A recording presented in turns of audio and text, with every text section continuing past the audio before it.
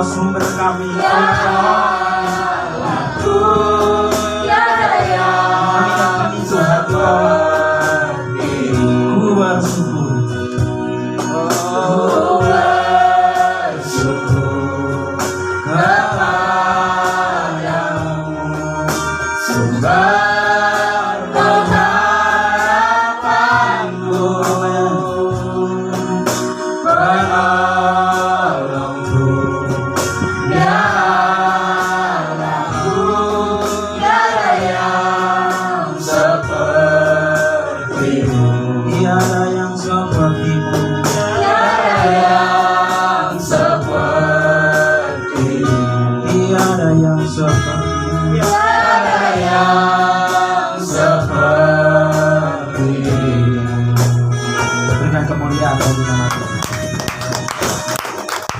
kami sangat bersyukur Tuhan, Engkau Allah kami, penolong kami yang ajaib, yes, amin, yes. Penolong kami yang setia, dalam nama Tuhan, yang tidak pernah meninggalkan hidup kami, dalam nama Tuhan. Sekalipun kami diperhadapkan dalam situasi kondisi keadaan yang menghimpit kami, yang menekan kami, dalam kehidupan rumah tangga, dalam kehidupan bermasyarakat, bahkan di tengah-tengah dunia yang penuh dengan tantangan ini Tuhan, kami tahu Tuhan hanya Engkaulah Allah kami, amin. Penolong yang setia. Amin. yang tidak pernah meninggalkan kami sedetik pun Tuhan. Sampai hari ini terbukti kami masih ada, sehat, kuat, penuh sukacita. Boleh kami bersama-sama menaikkan segala ucapan syukur kami melalui pujian, penyembahan, pengagungan kami kepadamu Tuhan. Dan saatnya Tuhan, kami akan berdiam diri di hadapan-Mu untuk mau mendengarkan sabda kebenaran firman-Mu Tuhan. Biarlah kiranya Tuhan, Engkau mari berkati setiap hati kami, Engkau berkati setiap telinga kami, Engkau berkati seluruh aspek hidup kami ya Tuhan. Biarlah kemuliaan-Mu yang akan melingkupi hidup kami, kemuliaan-Mu yang akan membentengi kami Tuhan, sehingga benar-benar kami merasakan hadirat-Mu Tuhan, bahkan benar-benar merasakan jamahan-Mu Tuhan. Terima kasih Bapa. Dan saat malam hari ini Tuhan, setiap umat-Mu yang telah hadir malam hari ini, sebentar mereka tidak pulang dengan membawa kekecewaan, tidak pulang dengan membawa hampa ya Tuhan. Namun ada sesuatu yang luar biasa yang mereka dapatkan dari tempat ini, membawa berkat sukacita, kemenangan, kelepasan, kebebasan di dalam Engkau Tuhan. Sebab hanya di dalam Engkau pertolongan-Mu akan dinyatakan ya Tuhan. Terima kasih hamba-Mu yang telah Engkau pakai untuk mau menjadi alat-Mu. Tuhan, Engkau urapi hamba-Mu secara khusus ya Tuhan.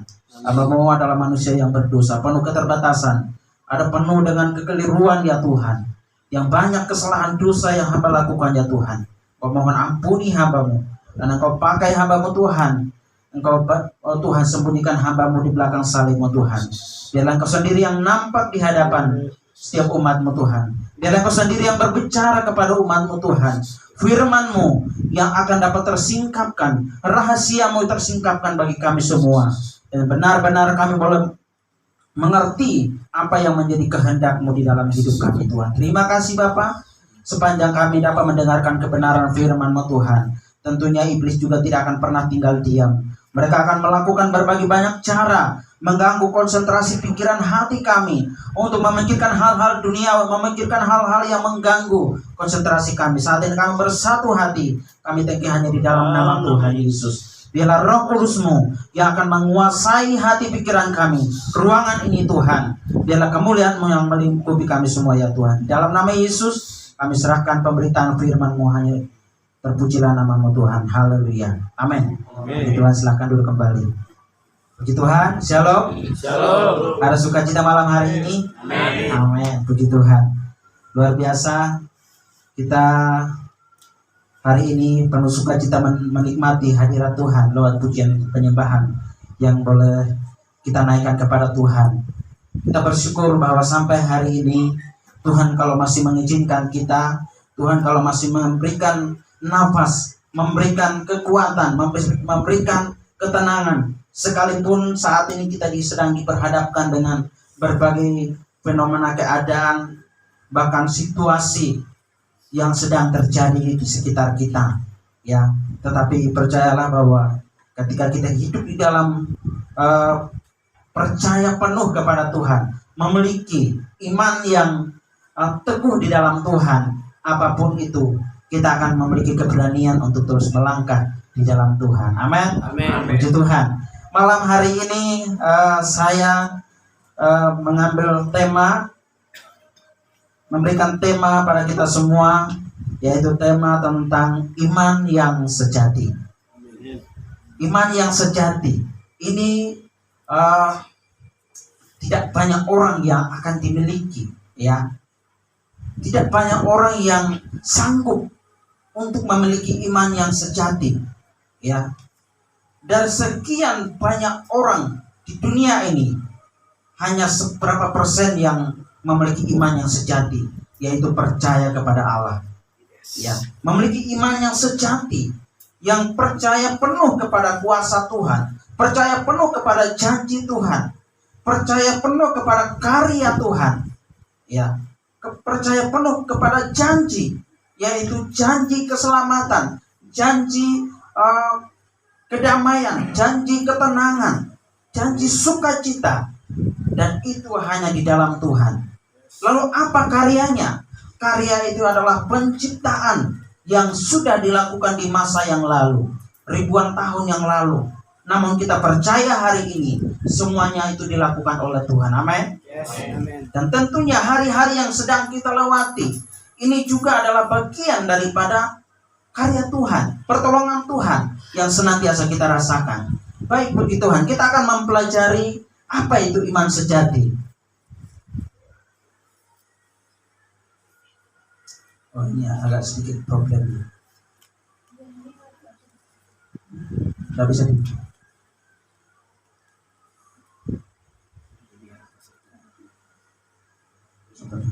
Oke, baik. Jadi tema saya adalah iman yang sejati. Kita akan mempelajari apa itu iman, ya. Iman yang sejati itu terambil, kita melihat di dalam Ibrani pasal yang ke-11 ayatnya yang ke-1 hingga ayat yang ketiga. Ibrani pasal 11.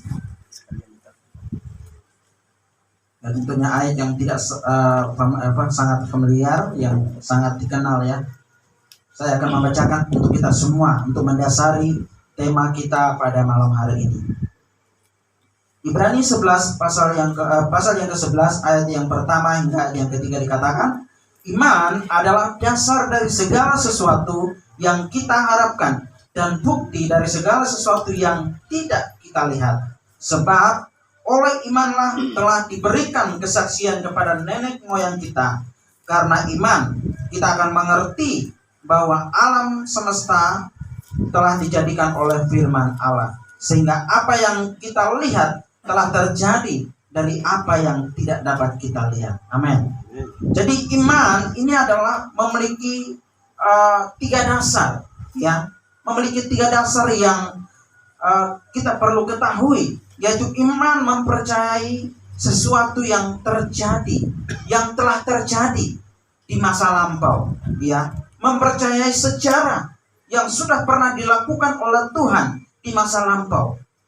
Tentunya orang yang memiliki hanya pengetahuan secara akal manusia, mereka tentu tidak akan percaya bahwa apa yang sudah terjadi di masa lalu itu bagian dari karya Tuhan. Tetapi orang-orang yang percaya kepada Tuhan, memiliki iman yang teguh di dalam Tuhan, akan mengerti bahwa apa yang sudah dilakukan oleh masa lalu, yang sudah terjadi di masa yang lampau adalah bagian dari pada ciptaan Allah. Ya, makanya di dalam Ibrani pasal yang ke-11 di ayat yang ketiga bagian B di situ dikatakan, bagian mulai dari ayat pertama 3 dikatakan, karena iman kita mengerti bahwa alam semesta telah ini artinya sesuatu yang sudah terjadi, ya, sesuatu yang sudah terjadi dijadikan oleh Allah, sehingga apa yang kita lihat telah terjadi dari apa yang tidak kita lihat. Jadi apa yang saat ini kita rasakan, ya, apa yang sedang saat ini kita bisa menginjakan tanah ini, menginjakan bahkan menikmati air dan lain sebagainya, itu bagian dari karya Tuhan yang sudah Tuhan lakukan di masa lampau. Kita percaya akan hal itu. Itu yang pertama. Yang kedua adalah iman yang percaya masa kini atau sekarang, yang hari-hari ini sedang kita lewati. Yang paling spesifik apa? Ya, kehidupan mungkin malam ini, bahkan besok kita tidak tahu apa yang kita akan terjadi dalam hidup kita. Kita tidak tahu, karena itu adalah bagian daripada kedaulatan Tuhan. Entah mungkin besok kita dipanggil Tuhan, kita tidak mengerti. Kita punya rencana yang begitu luar biasa untuk masa depan. Kita punya program-program yang sangat padat untuk ke depan. Tetapi apakah Tuhan berkehendak semua itu terjadi? Mungkin saja bisa terjadi bahwa besok kita akan dipanggil Tuhan. Atau mungkin saja apa yang kita rencanakan tidak mungkin terjadi. Ya, ini bagian daripada campur tangan Tuhan. Tuhan tetap memiliki kedaulatan di dalam hidup manusia. Tidak bisa terlepas daripada kehidupan manusia. Apapun yang kita lakukan adalah tetap bagian daripada campur tangan Tuhan. Ya, bukan ada sesuatu yang bisa kita andalkan diri sendiri, tidak bisa. Ya, itu yang pertama, kita meyakini masa sekarang, apa yang sedang terjadi kita rasakan hari-hari ini. Iman mempercayai masa sekarang. Lalu yang ketiga adalah mempercayai hal-hal yang akan datang, masa depan. Ya, kita dalam kekristenan tentu kita percaya apa sih janji yang Tuhan berikan, yaitu janji keselamatan, janji yang tidak akan pernah hilang, janji yang tidak akan pernah Tuhan ingkari dalam kehidupan kita, ya. Dan juga janji yang tidak akan pernah mengecewakan hidup kita, mengecewakan pribadi kita masing-masing, ya. Yaitu iman, dan definisi daripada iman adalah sikap yang dalam. Di dalamnya seseorang adalah pada segala usahanya sendiri untuk mendapat keselamatan. Dan juga iman adalah itu sendiri mengeluarkan seseorang dari dirinya sendiri dan menaruh dirinya di dalam Kristus.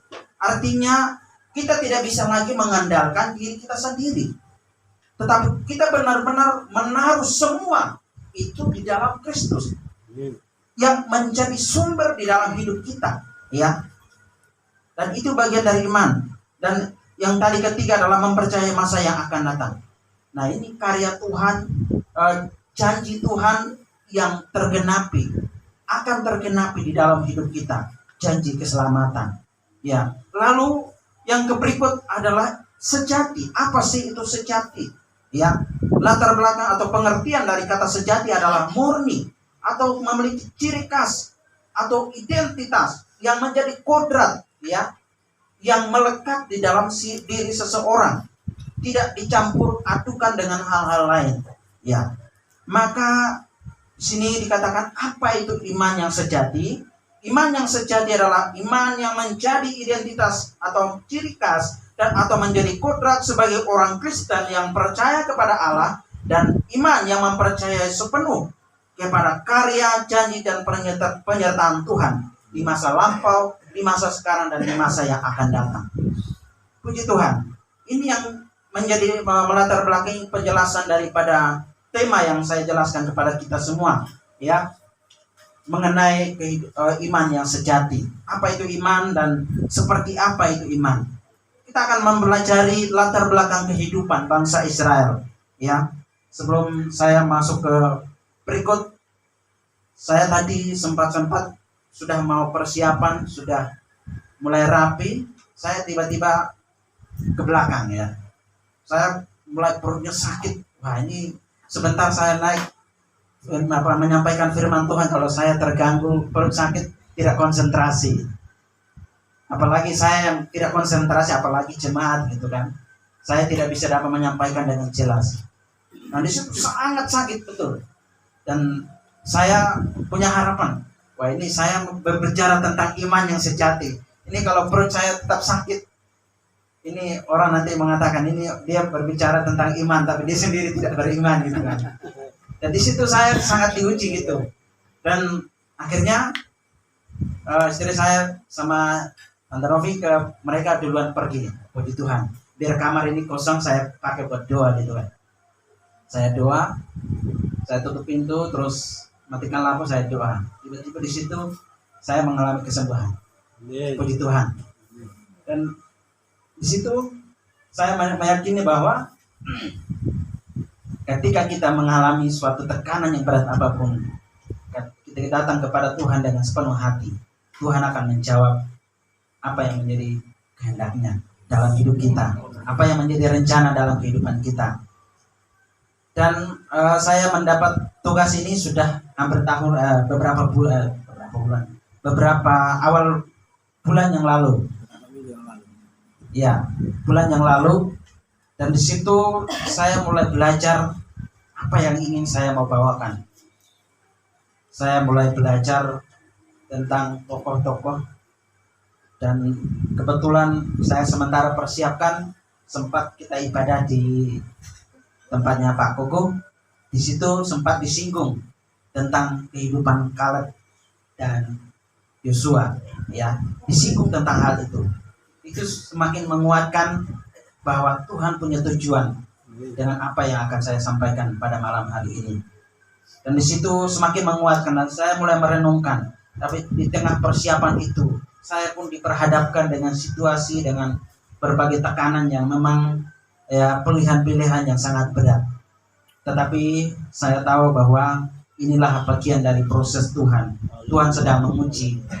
Dan saya percaya ketika kita mendengarkan firman Tuhan ini, tidak terlepas daripada ujian daripada Tuhan datang kepada kita lewat kehidupan rumah tangga, lewat kehidupan pekerjaan, lewat pergaulan kita, apapun ya, dalam komunitas kita di mana saja Tuhan akan menguji kita. Baik, kita akan belajar firman Tuhan yang akan mendasari tema kita malam hari ini. Kita akan belajar di dalam Bilangan pasal yang ke-14.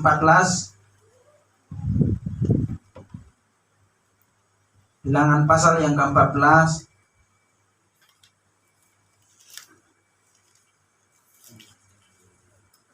ayatnya yang pertama.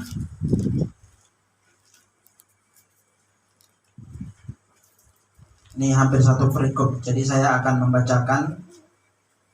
Kita akan sama-sama membacakan mulai dari ayat pertama sampai ayatnya yang ke-11 ya.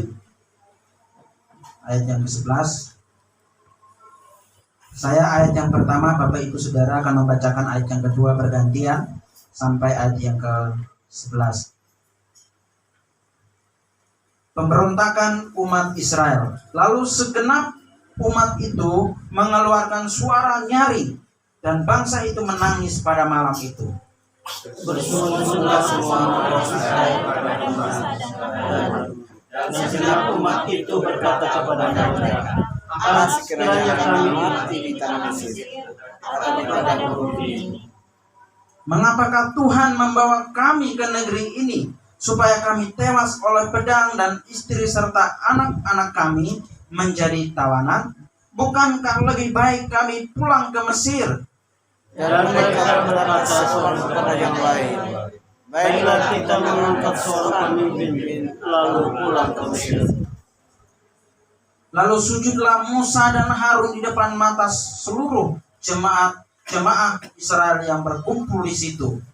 Tetapi Yosua bin Nun dan Kaleb bin Yefune yang termasuk orang-orang yang telah memerintah negeri itu mengoyakkan pakaiannya dan berkata kepada segenap umat Israel, negeri yang kami lalui untuk diintai itu adalah luar biasa baiknya.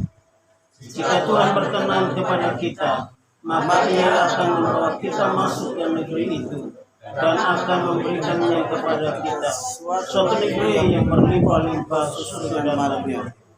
Hanya janganlah memberontak kepada Tuhan, dan janganlah takut kepada bangsa negeri itu, sebab mereka akan kita telan habis, yang melindungi mereka sudah meninggalkan mereka, sedang Tuhan menyertai. Janganlah takut kepada mereka. Lalu segenap umat itu mengancam hendak melempari kedua dengan batu, tetapi tanpa kelakuan yang Sama-sama. Tuhan berfirman kepada Musa, berapa lama lagi bangsa ini menista aku, dan berapa lama lagi mereka tidak mau percaya kepadaku, sekalipun sudah ada segala tanda mujizat yang kulakukan di tengah-tengah mereka. Puji Tuhan. Ada dua kelompok, ya, ada kelompok yang mayoritas dan ada kelompok yang sangat minoritas. Nah, kelompok yang mayoritas ini mereka memiliki iman yang gagal, ya. Tetapi ada peran sebagai seorang hamba, yaitu Musa dan Harun. Mereka memiliki peran penting tentang keselamatan bangsa Israel ini. Mereka mencoba untuk memenangkan, bahkan menenangkan hati mereka, ya. Kita melihat dari latar belakang ayat yang telah kita bacakan, bagaimana bangsa Israel itu sudah mereka melalui padang gurun yang begitu panas, terik, dingin, dan lain sebagainya. Tetapi disitulah pertolongan Tuhan dinyatakan, ya. Pemeliharaan Tuhan telah dinyatakan. 40 tahun lamanya mereka harus lewati padang gurun berputar-putar. Pertanyaannya, mengapa Tuhan harus membawa mereka melewati padang gurun yang berat itu? Sedangkan tempat yang sangat singkat ataupun bisa dibilang itu jalan yang pintas, mereka lewati bisa sampai tempat tujuan, ya. Tetapi kenapa Tuhan harus membawa mereka untuk berputar, untuk melewati padang gurun yang begitu berat, yang tidak ada apa-apanya. Mereka tidak melihat ada pohon, mereka tidak melihat ada air, mereka tidak melihat, bahkan tidak bisa melihat ada kehidupan di sana. Tetapi Tuhan membawa mereka melewati itu, karena di sana Tuhan punya tujuan, yaitu memproses hidup mereka untuk memiliki iman yang sejati. Tetapi pertanyaannya, apakah mereka berhasil untuk melewati proses itu? Di antara bangsa Israel yang ribuan orang, mereka yang keluar dari tanah Mesir, dari tanah perbudakan, hanya kedua orang yang berhasil masuk di tanah Kanaan, menikmati apa yang dijanjikan Tuhan di dalam hidup mereka, yaitu Yosua dan Kaleb. Ya. Dan mereka tidak serta-merta bisa memiliki iman yang sejati itu, tetapi ada peran di situ, yaitu Musa. Ya. Jadi malam ini kita akan belajar. Poin yang pertama adalah peran Musa atas keselamatan bangsa Israel. Di dalam Bilangan pasal 14 ayat yang ke-13, saya akan membacakan, ya. Bilangan pasal 14 ayat yang ke-13 sampai ayat yang ke-14 dikatakan, lalu berkatalah Musa kepada Tuhan. Dari ayat yang ke-12 saya baca. Aku akan memukul mereka dengan penyakit sampar dan melenyapkan mereka, tetapi engkau akan kubuat menjadi bangsa yang lebih besar dan lebih kuat daripada mereka. Jadi di sini ketika bangsa Israel itu sudah mulai memberontak, ketika mereka mendengar berita tentang bangsa yang Tuhan janjikan, yaitu negeri Kanaan yang dijanjikan oleh Tuhan untuk Tuhan bawa ke sana. Dan ketika ke-12 pengintai ini sampai di sana dan mereka kembali, di antara mereka yang ke-10 orang memberikan berita yang buruk, sedangkan kedua orang ini memberikan suatu berita yang semangat, bahkan memberikan berita yang benar, yang sesuai dengan kehendak Tuhan. Ya. Dan di antara mereka ini memberontak dan membuat bangsa Israel itu mulai bersungut-sungut, mau memberontak kepada Tuhan, bahkan melawan Musa. Ya. Dan apa sih yang menjadi di situ Tuhan mulai marah, dikatakan, aku akan memukul mereka dengan penyakit sampar dan melenyapkan mereka, tetapi engkau akan kubuat menjadi bangsa yang lebih besar dan lebih kuat daripada mereka. Tuhan sudah memiliki keputusan seperti ini, tidak bisa dapat digugat oleh apapun, oleh siapapun. Tetapi disitulah peran seorang Musa. Dia mulai mengatakan, di ayat yang ke-13 dikatakan, lalu berkatalah Musa kepada Tuhan, jikalau hal itu kedengaran kepada orang Mesir, padahal engkau telah menuntun bangsa ini dengan kekuatanmu dari tengah-tengah mereka, mereka akan bercerita kepada penduduk negeri ini yang telah mendengar bahwa engkau, Tuhan, ada di tengah-tengah bangsa ini, dan bahwa engkau, Tuhan, menampakkan dirimu kepada mereka dengan berhadapan muka, waktu awanmu berdiri di atas mereka, dan waktu engkau berjalan mendahului mereka di dalam tiang awan dan pada waktu siang, dan di dalam tiang api pada waktu malam. Tuhan mulai memberikan tawaran, ya, bahkan mulai menceritakan apa yang sudah dilakukan oleh Tuhan itu sendiri kepada bangsa Israel itu. Dia mulai melunakkan hati Tuhan dengan cara menyampaikan karya yang sudah dilakukan oleh Tuhan kepada bangsa Israel itu. Sekalipun bangsa itu sudah memberontak berkali-kali, sudah mulai keluar dari bangsa Israel, Mesir. Ya, pertama-tama mereka mulai mau menyeberang danau yang akan mereka lewati. Ya, dan di situ mulai mereka memberontak karena mereka tidak melihat ada jalan keluar. Mereka harus mau melewati mana. Sedang mereka mau kembali. Bangsa Mesir, tentara-tentara Mesir sudah mengejar mereka. Mereka mau jalan. Di depan mereka ada laut terbelah. Tetapi di situ pertolongan Tuhan tetap dinyatakan. Tuhan membelah laut dan mereka lewati. Dan mereka tidak mempercayai hal itu. Makanya Tuhan sampai mengatakan dalam terjemahan yang lain dikatakan di ayat yang ke-13 dikatakan dalam terjemahan versi mudah dibaca ya. Dikatakan kemudian ayat yang ke-12, aku akan membunuh mereka dengan penyakit yang mengerikan. Aku akan membinasakan mereka dan aku memakai engkau untuk membuat bangsa lain. Bangsamu akan lebih besar dan lebih kuat daripada umat itu. Jadi Tuhan sudah benar-benar marah dengan hal itu. Ya. Kelakuan mereka itu. Tetapi kemudian Musa mengatakan kepada Tuhan, jika engkau melakukan itu, orang Mesir akan mendengar mereka. Ya. Mereka tahu bahwa engkau memakai kuasamu dan yang besar membawa umatmu keluar dari Mesir. Jadi ini yang membuat Tuhan mulai terkesan. Ya. Dan peran Musa di situ untuk melunakkan hati Tuhan. Ya. Tetapi sekalipun Tuhan telah mengampuni mereka. Ya. Bahkan di ayat yang selanjutnya 15 dan 16 dikatakan, jadi janganlah bunuh umat itu sekarang. Jika engkau membunuh mereka, semua bangsa yang telah mendengar tentang kuasamu akan mengatakan, Tuhan tidak mampu membawa umat itu ke tanah yang telah dijanjikannya kepada mereka. Maka ia akan membunuh mereka di padang gurun. Jadi sekarang, ya Tuhan, tunjukkanlah kekuatanmu. Tunjukkanlah itu untuk memperlihatkan engkau mampu. Engkau mengatakan, Tuhan lambat menjadi marah. Dia penuh dengan kasih setia. Ia mengampuni umat yang berdosa dan melanggar hukum Taurat.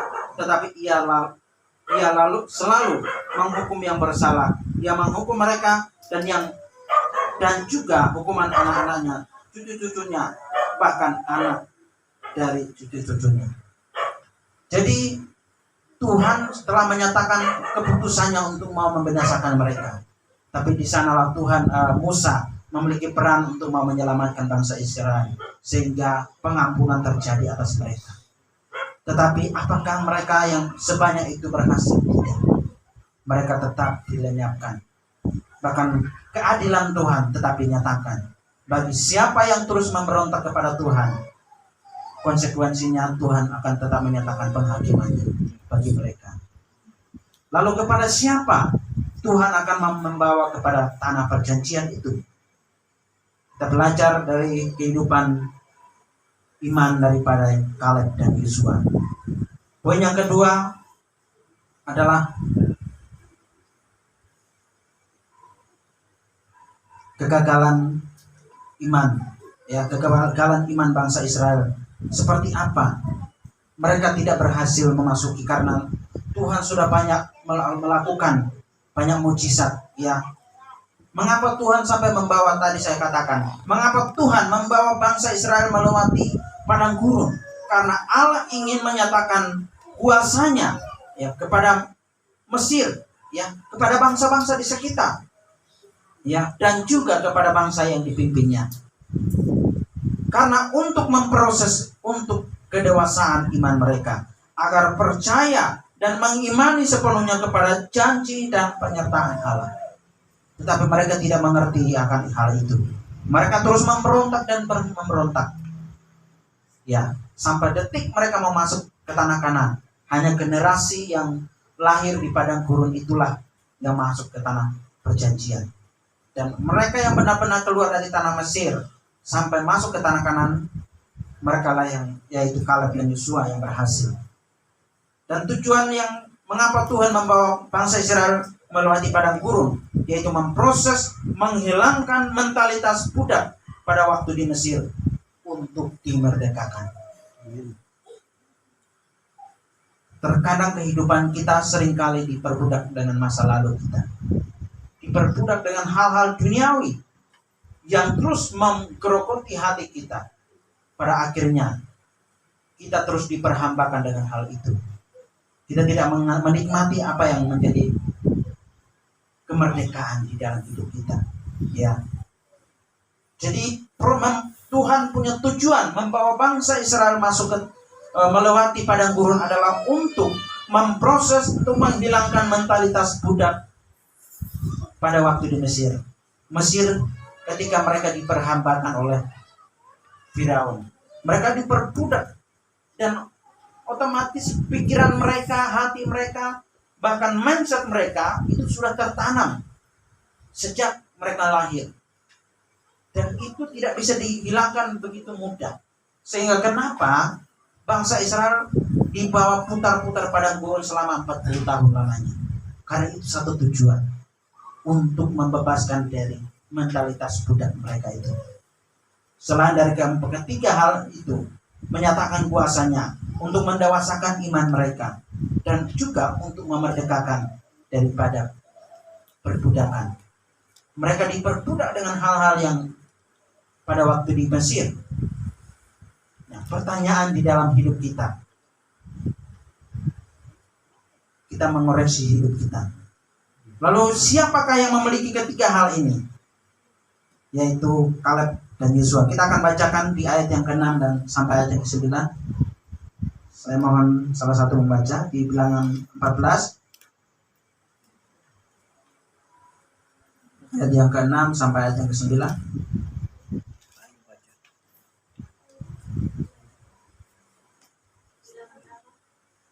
Bilangan 14 ayat yang ke-6 sampai ayat yang ke-9.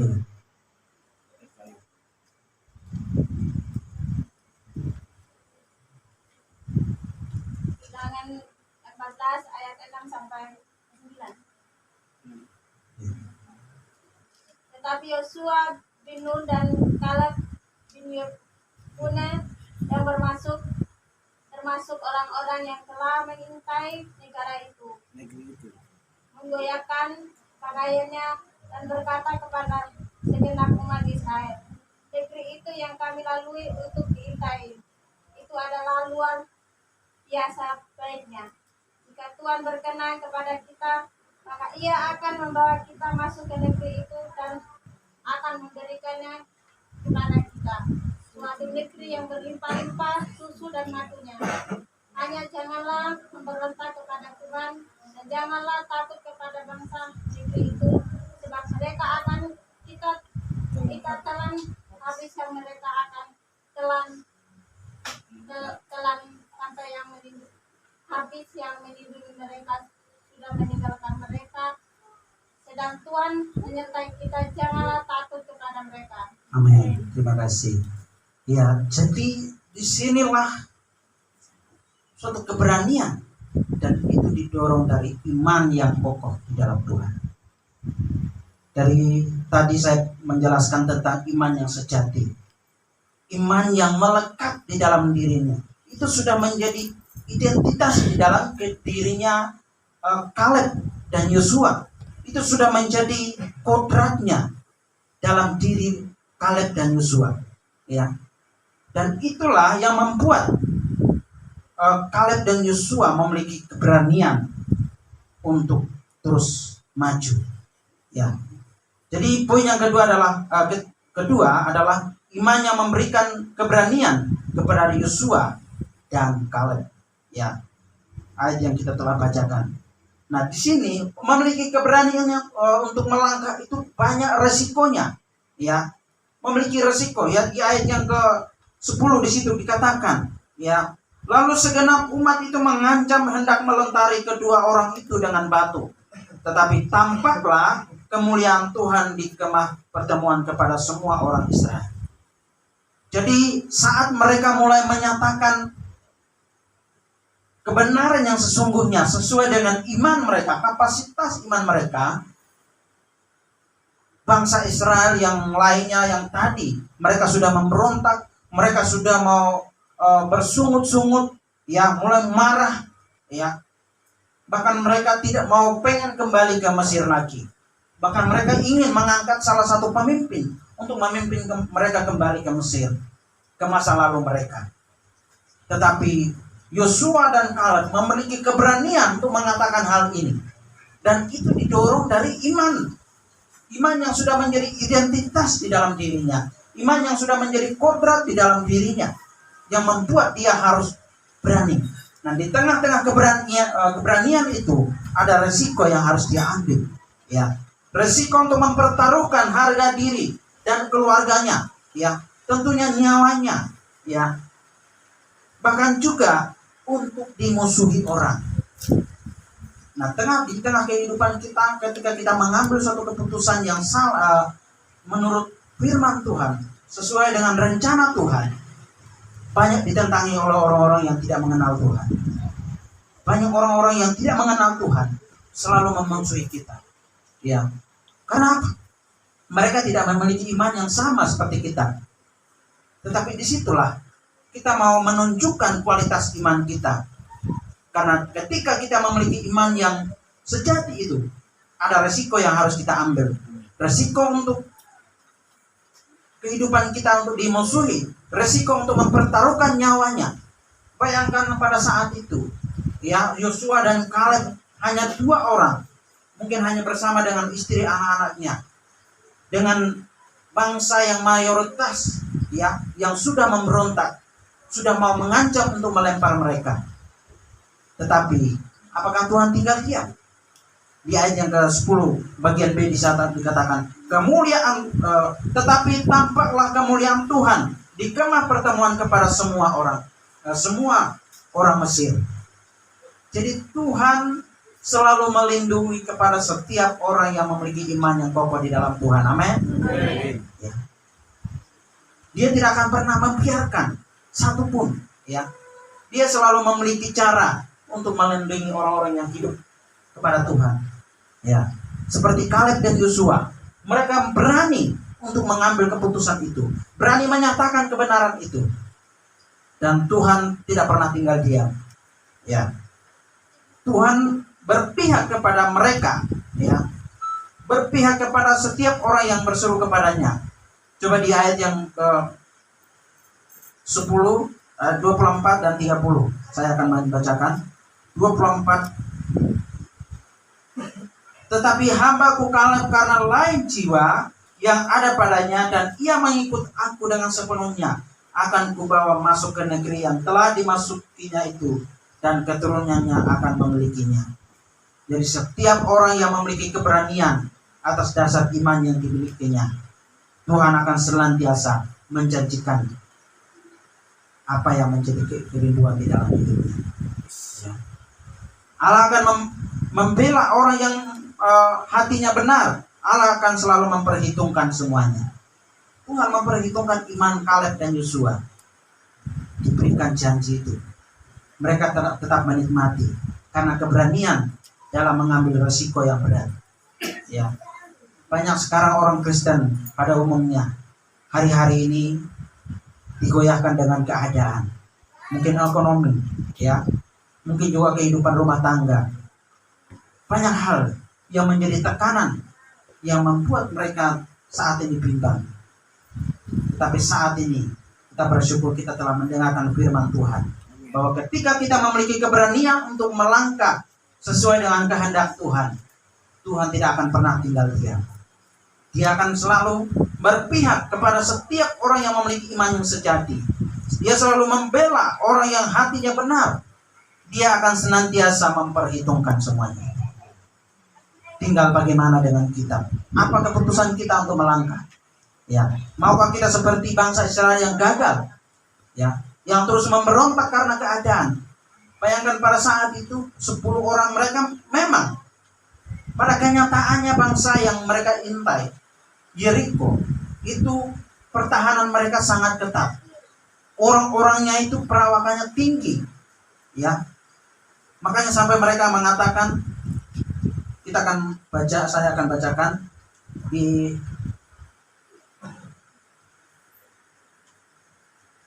ayat yang ke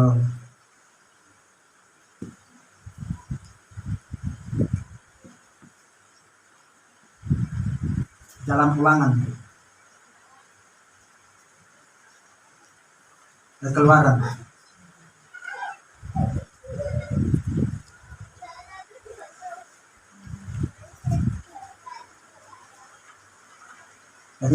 Di pasal yang ke-13, di pasal yang ke-13, di ayat yang ke-31, ayat 30 dikatakan, Bilangan pasal 13 ayat yang ke-30 sampai ayat yang ke-31 dikatakan, kemudian Kaleb mencoba menenteramkan hati bangsa itu di hadapan Musa. Katanya, tidak, kita akan maju dan menduduki negeri ini, sebab kita pasti akan mengalahkannya. Tetapi orang-orang yang pergi ke sana bersama-sama dengan dia berkata, ini orang dari ke-10 ini mengatakan, kita tidak dapat maju menyerang bangsa itu, karena mereka lebih kuat daripada kita. Juga mereka menyampaikan kepada orang Israel kabar busuk tentang negeri yang diintai mereka, dengan berkata, negeri yang telah kami lalui untuk diintai adalah suatu negeri yang memakan penduduknya, ya, memakan penduduknya, dan semua orang yang telah kami lihat di sana adalah orang-orang yang tinggi perawakannya. Juga kami lihat di sana orang-orang raksasa, orang enak yang berasal dari orang-orang raksasa, dan kami lihat dari diri kami seperti belalang, dan demikian juga mereka terhadap kami. Jadi mereka tidak mau melihat bahwa Tuhan yang menyertai, Tuhan yang punya kuasa, yang sudah memimpin mereka keluar dari Mesir, sudah mau tinggal masuk di tanah perjanjian. Tapi mereka tidak percaya bahwa Tuhan yang memimpin mereka lebih besar dari orang-orang enak ini, sampai menganggap diri seperti semut, ya. Tapi kita melihat berbeda dengan si Kaleb dan Yosua. Di situ dia katakan, saya ingin membacakan ulang ayat ini. Ini suatu pernyataan yang luar biasa daripada si Kaleb, ya.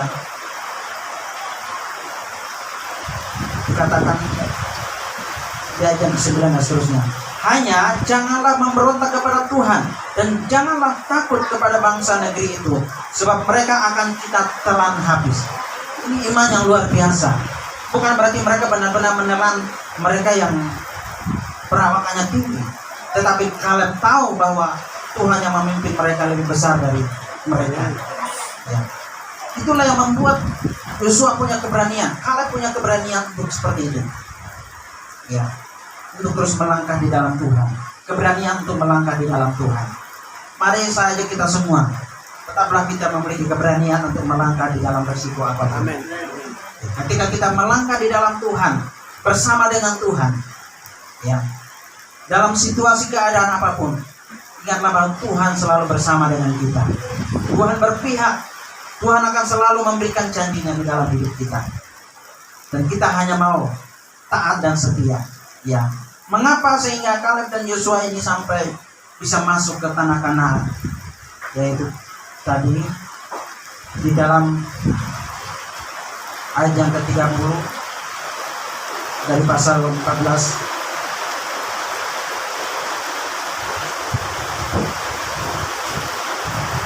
pasal 14 ayat yang ke-30.